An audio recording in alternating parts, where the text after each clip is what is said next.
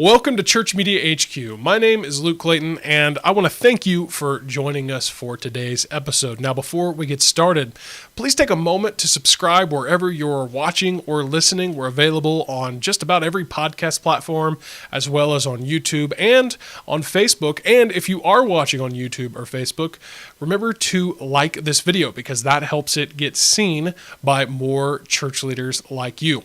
Now, today's guest is Jason Strull. Jason is the founder of Butter. Butter is a video company that helps churches and other organizations with their video needs, specifically in the area of motion graphics and animation. I had a really insightful conversation with Jason. He's got a lot of experience in the field of media. Be sure to connect with him at his website. That's butterygoodness.co, butterygoodness.co, or you can check the show notes to see his website and other ways to connect with him. Well, let's get to our conversation with Jason Strull.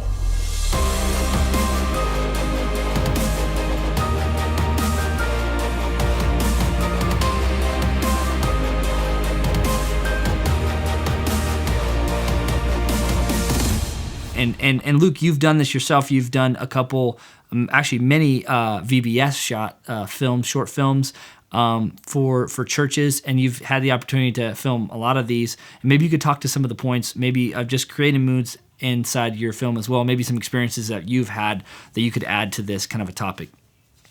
Well, it's like I told you before. I mean, I don't... it's like I said, man, I'm learning stuff from you in this moment about, what we can do with, like I said, the lighting and the framing and these different aspects. And I mean, I will say this, just to bring it very base level for people. And this is the number one thing that I try to emphasize when it comes to videography. What people need to understand is when it comes to making a video, no matter what it is, whether you're just making hey, I'm trying to do video announcements, or I'm doing, maybe doing something more narrative, telling a story like a short film or something like that. A lot of people ask me, well, hey, what camera should I get? And the truth is that, yes, a camera is good. The better your camera, I'm not saying that a good camera doesn't matter. Don't get me wrong. However, the camera is, in my opinion, and in my experience, of the technical aspects, it's actually probably the least most important because you've got things like audio, which we talked about, I think, the last time you were on.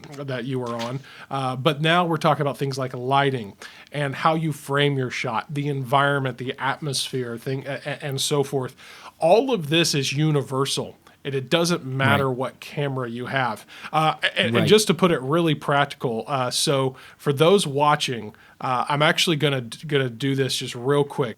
If I take my lighting here, hold up, let me get over to where I was with this. Okay, so I'm gonna basically kill all my production lighting.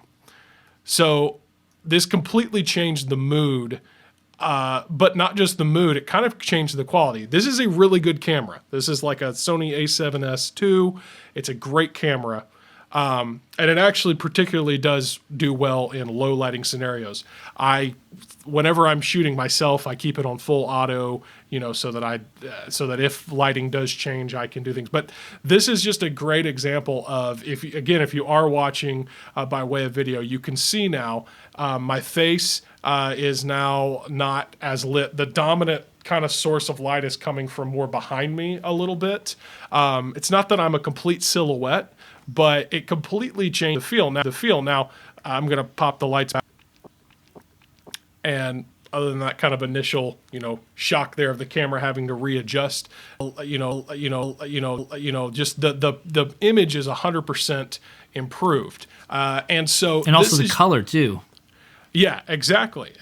And so, and this is all before any type of, like you said, color grading and correction that would happen in post-production, although that can play into it as well. And so basically what it all comes down to, and the biggest thing that I want people to understand this is pay attention to these techniques if you want to get better at your video.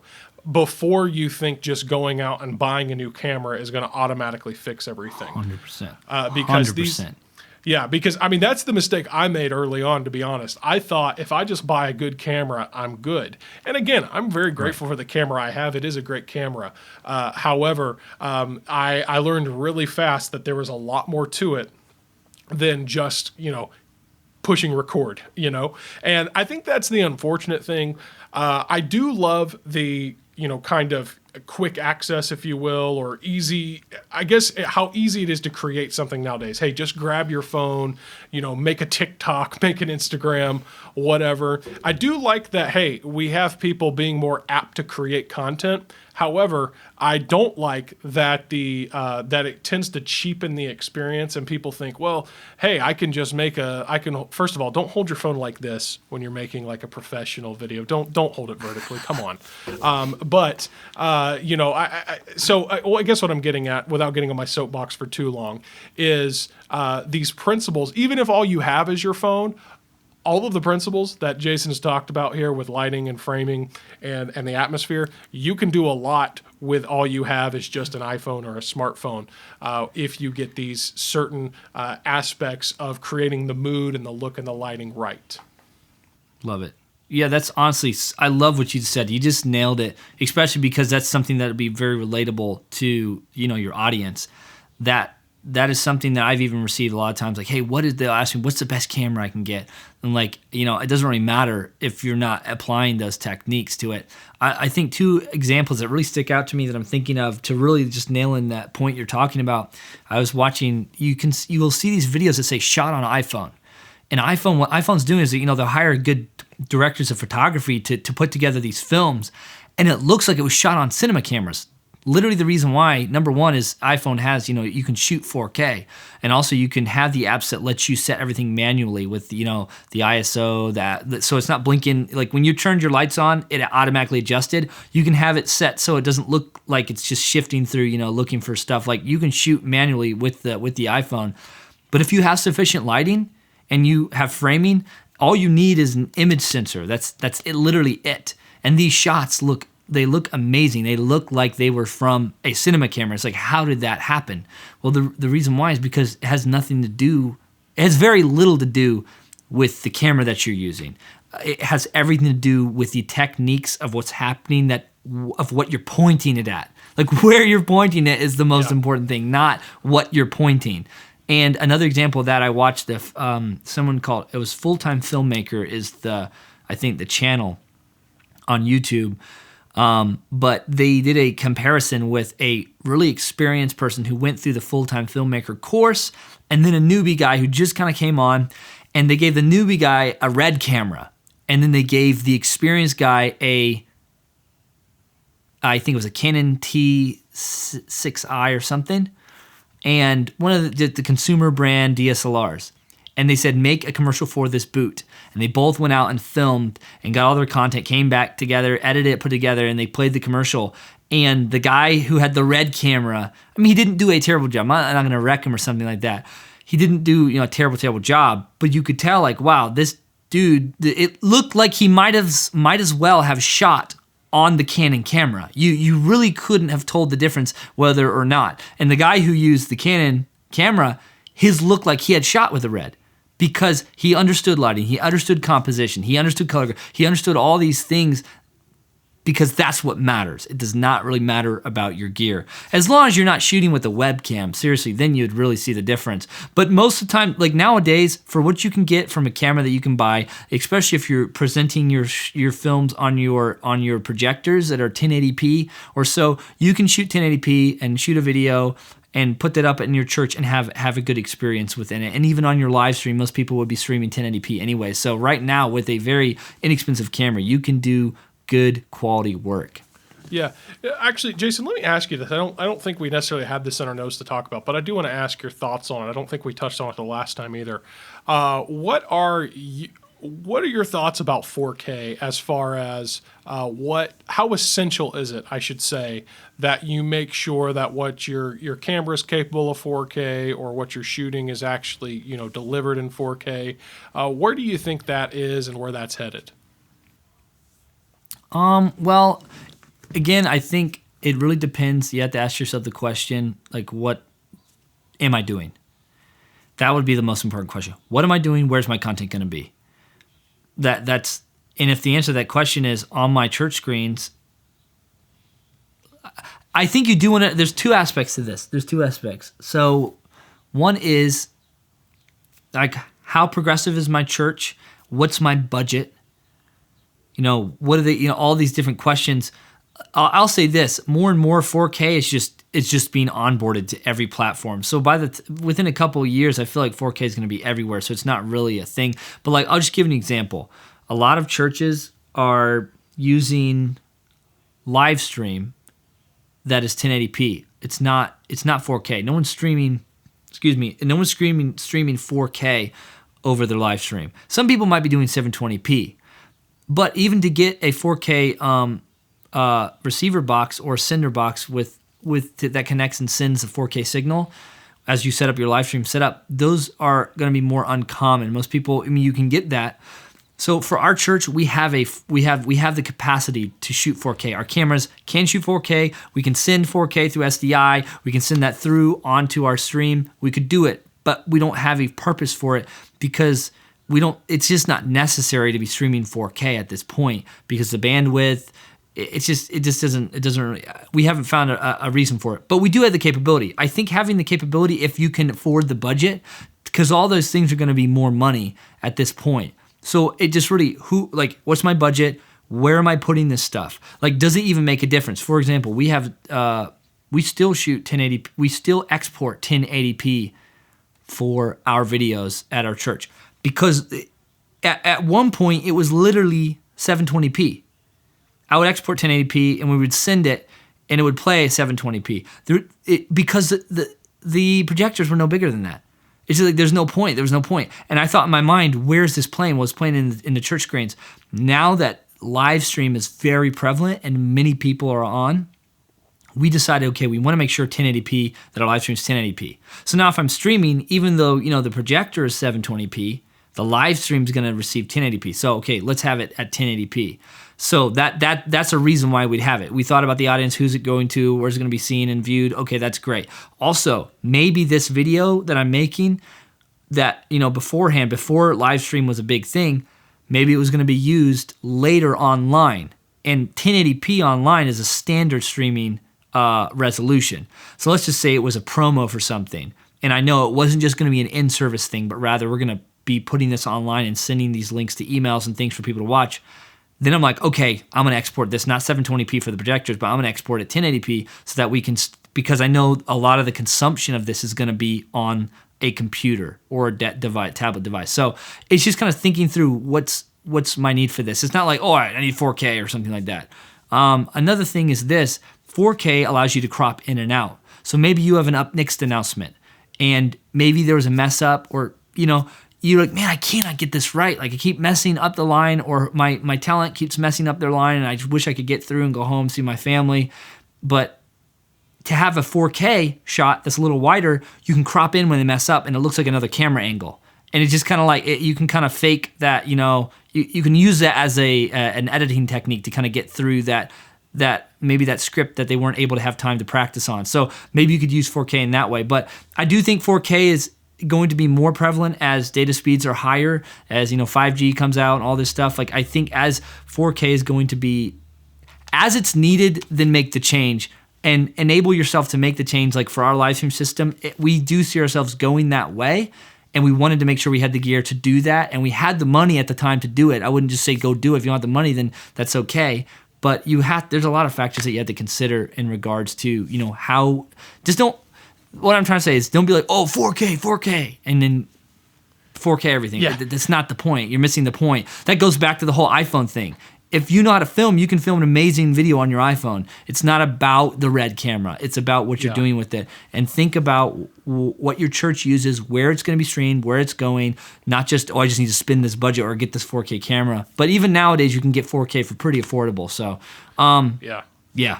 Well, my thing about 4K is... so I made I look back now and I consider it a mistake.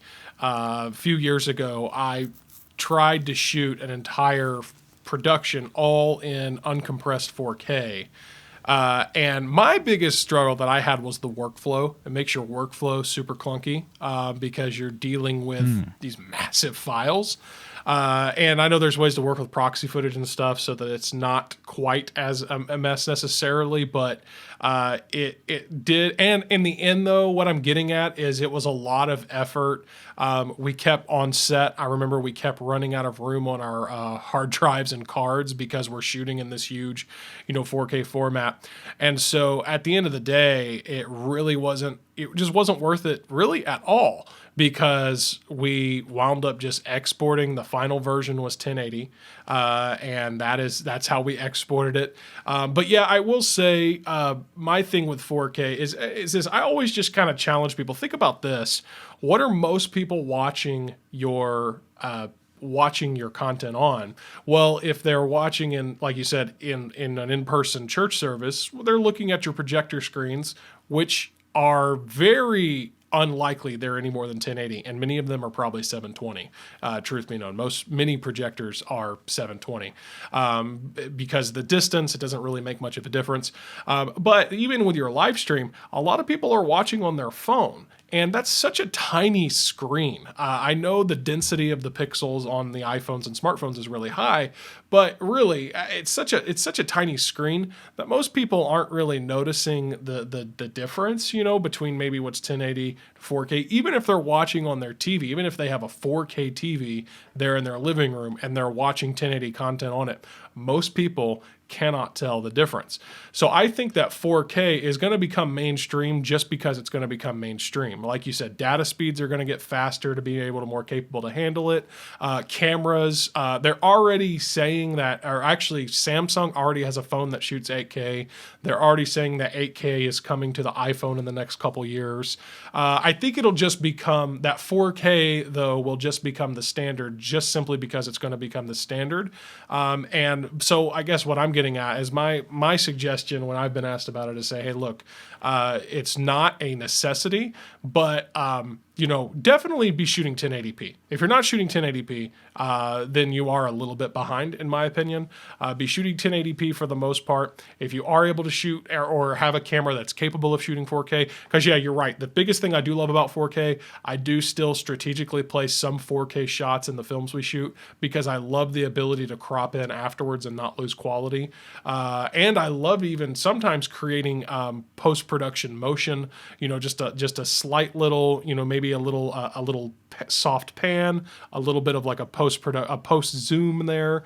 Those are really simple to do, and a lot of times they create a really nice effect. But anyways, I just wanted to get your opinion on that because there's some people that are kind of diehards when it comes to 4K. Some people could care less, Yeah. but I think you had some good thoughts on that. Yeah, I would say we're trying to speak specifically to a specific audience. And so I feel like everything we're saying is at a specific time to a specific audience, and I feel it might be relevant to that. I think if you step outside our time and our audience, what we're saying might find itself a little bit more irrelevant. So it definitely is within consideration to that, if that makes sense.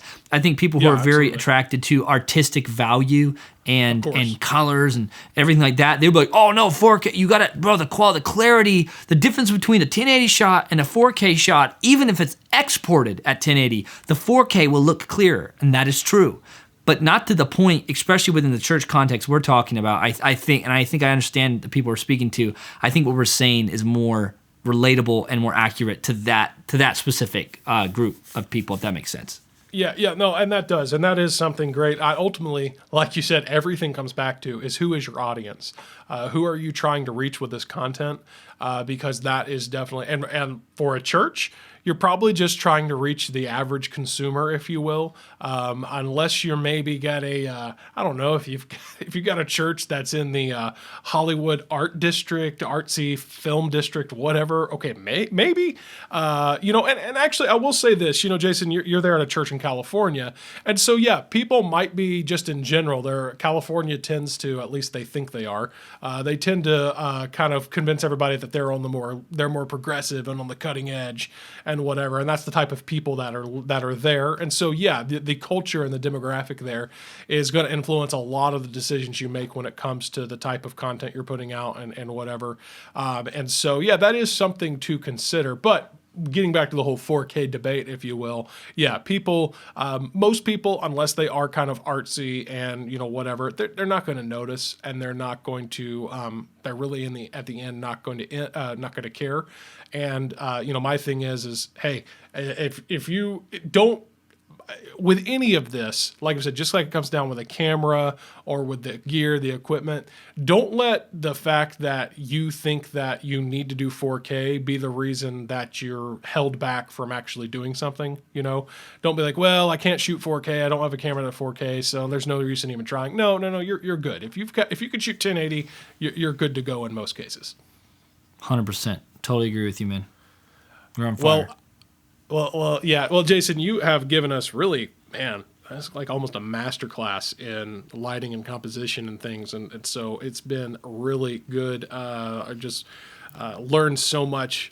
This has been the second conversation we've had, here for the podcast. And so it's been really good. I kind of drifted away from our notes here, but was there anything else you wanted to touch on here before we sign off? No, those are kind of the topics that I wanted to address. So hopefully that's something. They're just some things that have helped me. I tried to best articulate it how I understood it. So hopefully maybe some of those things hit home for you, and maybe something you can implement in your work coming up in the future. But yeah, I just want to try to be a little bit of a help as you are on your journey to developing your creative process. Yeah, absolutely. Well, yeah, again, all good stuff. And, again, I'll circle back to this, what I was just saying. My biggest encouragement whenever I have someone like you, have a conversation with someone like you, and we put it out there for others to hear, is to say to those people, like, because very likely if you're watching or listening, you are creative to some extent, or you're overseeing your creative department. And my thing is always, hey, don't let something, just get out there and do it. Because the best way for you say, well, he talked about all this different lighting and whatever, and I don't know, man, I that's a lot. I don't know if I can do that. Look, just do something, because that's the only way you're going to learn it, by doing it. Jason, I don't know about you, but when I go back and look at the first stuff that I made, it's awful. It's horrible. It's but you have to start somewhere. So get out there, start making it, and just start practicing, because practice makes perfect. You have to put into action the things that you learn, and you'll get there. You'll make some really nice stuff if you keep at it. 100%. Well, yeah, Luke, thanks for having me on. I appreciate it. Yep. Well, we will hopefully have you again sometime. And thanks again, Jason. And remember to connect with Jason. Butter.co. Wait, hold up. I got it right there. Butterygoodness.co. Butterygoodness.co. I knew that. No Butterygoodness.co. Check out what Jason's got out there. He's got some really good stuff. And if you need help with a video project, be sure to hit him up. All right, Jason, thanks again. We'll see you again soon.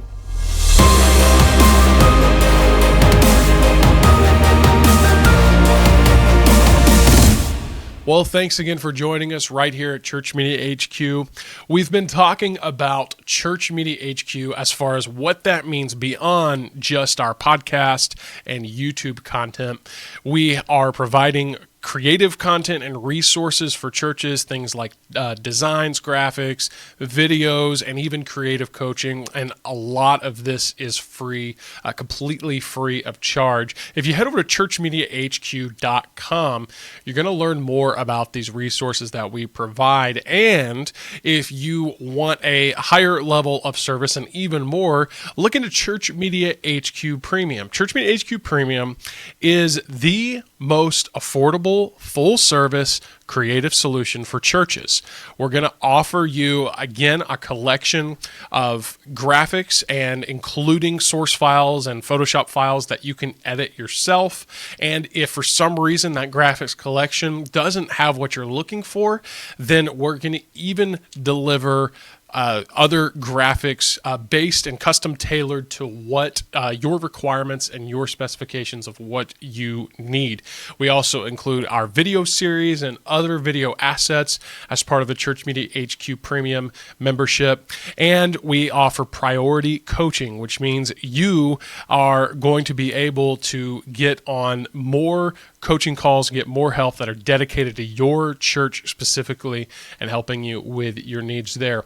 Again, just head over to churchmediahq.com if you are interested in either the free content or the premium content available through Church Media HQ. Well, until next time, I want to remind you, as always, you know what I'm going to say. In fact, you need to be the one saying it back to me.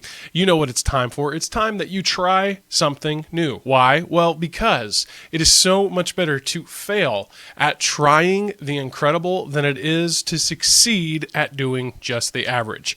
We'll see you next time right here on Church Media HQ.